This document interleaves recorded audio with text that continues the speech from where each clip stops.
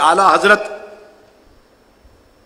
مجدد دین و ملت مولانا شاہ احمد رضا خان رحمۃ اللہ تعالی علیہ وہ میرے دادا استاد ہیں.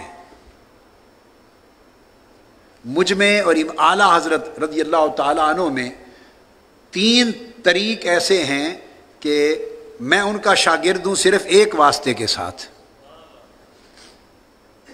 اعلیٰ حضرت کا شاگرد ہوں ایک واسطے کے ساتھ، یعنی میں کسی ایسے استاذ کا شاگرد ہوں جو براہ راست اعلیٰ حضرت کے شاگرد ہیں. بس درمیان میں اور 2-3 واسطے، زیادہ واسطوں والے طرق بھی ہیں اعلیٰ حضرت تک جو میرے جاتے ہیں. علامہ کاظمی شاہ صاحب رحمۃ اللہ علیہ کے طریق سے، حضرت محدث اعظم مولانا سردار احمد صاحب رحمۃ اللہ تعالی علیہ کے طریق سے، وہ واسطے دو ہیں درمیان میں، مگر 3 طریق میرے پاس ایسے ہیں. ایک حضرت مولانا ضیاء الدین مدنی رحمۃ اللہ علیہ، میں ان کا شاگرد اور وہ براہ راست اعلیٰ حضرت کے شاگرد اور خلیفہ. دوسرا طریق حضرت مولانا ابو البرکات سید احمد قادری رحمۃ اللہ علیہ الوری، حزب العناب والے. مجھے ان سے تلمس 4 سال میں ان سے حدیث سماع کیا اور وہ براہ راست اعلیٰ حضرت کے شاگرد. اور تیسرے حضرت مولانا سید عبد المعبود جیلانی میرے اساتذہ میں سے، شیوخ میں سے ایک ہیں.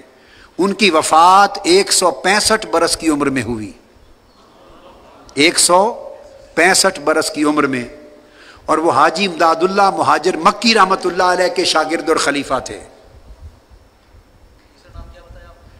حضرت مولانا سید عبد المعبود جیلانی،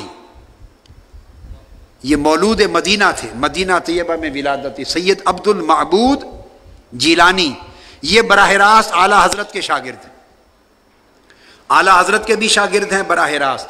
علامہ فضل حق خیر آبادی کے بھی شاگرد ہیں براہ راست. حضرت پیر پٹھان، حضرت خواجہ شاہ سلیمان توسوی رحمۃ اللہ علیہ، ان کے بھی شاگرد ہیں براہ راست.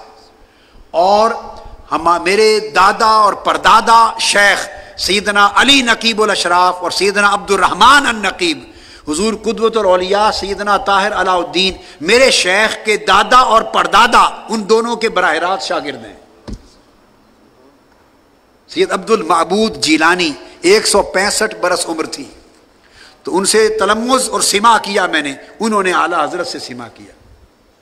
تو میں عرض یہ کر رہا ہوں کہ اعلیٰ حضرت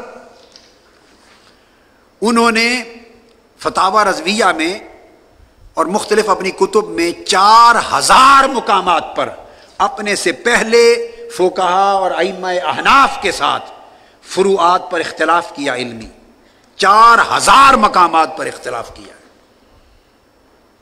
اور وہ پھر بھی سنی رہے. بلکہ امام اہل سنت رہے.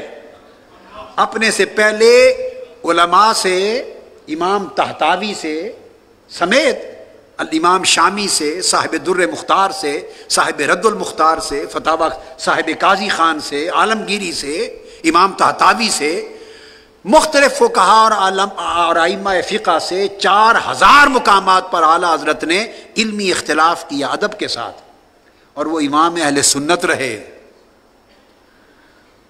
تو ہم نے کوئی علمی بات چھوٹی سی ایسی مختلف کر دی تو ہم تو چھوٹے سے حقیر فرد اہل سنت تو رہیں گے ہی نا، حقیر سے فرد اہل سنت تو رہیں گے. یہ بات آپ کو سمجھائی اس لیے ہے، اس میں تفنن طبع بھی ہے، ایک پیارا مزاح بھی ہے علمی. سمجھانا مقصود یہ ہے کہ جب تک آپ اس کلچر سے، تعصب کے کلچر سے باہر نہیں نکلیں گے، تنگ نظری کے کلچر سے باہر نہیں نکلیں گے، اور علم اور تحقیق کا دروازہ کھلا نہیں رکھیں گے. ادب اور شے ہے، علمی اختلاف اور شے ہے. امام احمد بن حنبل کا اختلاف بھی سنو اور ان کا ادب بھی سنو. امام احمد بن حنبل کا اختلاف تو یہ کہ مذہب شافعی کے ہوتے ہوئے ایک مستقل مذہب الگ بنا دیا، مستقل فقہی مذہب الگ بنا دیا امام شافعی کے باوجود. یہ تو ہے علمی اختلاف کا درجہ. اور ادب کا درجہ کیا ہے؟ جب بغداد میں امام شافعی کے پاس امام احمد بن حنبل تھے، وہ گھوڑے پر سوار ہو کے سفر کرتے، احمد بن حنبل ان کے گھوڑے پر ان کے قدم پائیدان پکڑ کر تیز چل کے ان کے بیان کردہ فرمودات کو نقل کیا کرتے تھے، گھوڑے کے پائدان کو پکڑ کے پیدل چلتے تھے. یہ ادب تھا، وہ علمی اختلاف تھا. تو علم تب فروغ پاتا ہے، علم تب فروغ بولیے پاتا ہے. طریقت میں اگر نئے راستے بیان کرنا اگر ادب کے خلاف ہوتا تو حضور سیدنا غوث العظم رضی اللہ تعالیٰ عنہ کے طریقت بیان ہو جانے کے بعد نہ کئی چشتیت وجود میں آتی، نہ سوروردیت وجود میں آتی، نہ نقشبندیت وجود میں آتی.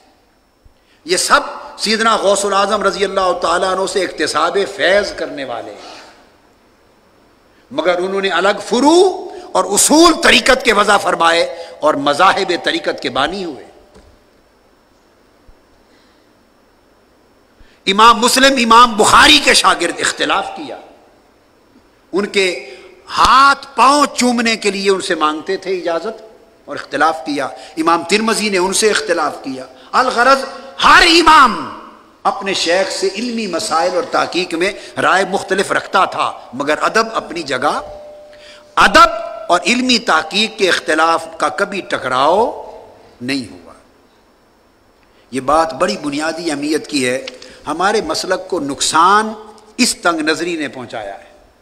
ہم نے دروازے بند کر دیے ہیں تحقیق کے، اور اگر کوئی تحقیق کرے اور نئی تحقیق کے ساتھ کوئی بات سامنے رکھے تو ہم فوری لٹھ لے کے اس کے پیچھے پڑ جاتے ہیں.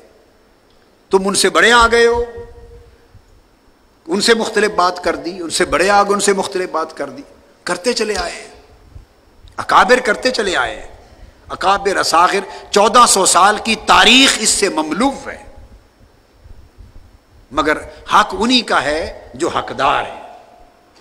ایسا نہیں کہ ہر جاہل قلم اٹھا لے اور اس طرح غلط چیز کرے، دین کا مذاق نہ بنے. سب سے پہلے نئی ویڈیوز کو حاصل کرنے کے لیے شیخ الاسلام ڈاکٹر محمد طاہر القادری کے آفیشیل یوٹیوب چینل کو سبسکرائب کریں اور بیل آئیکن کلک کریں.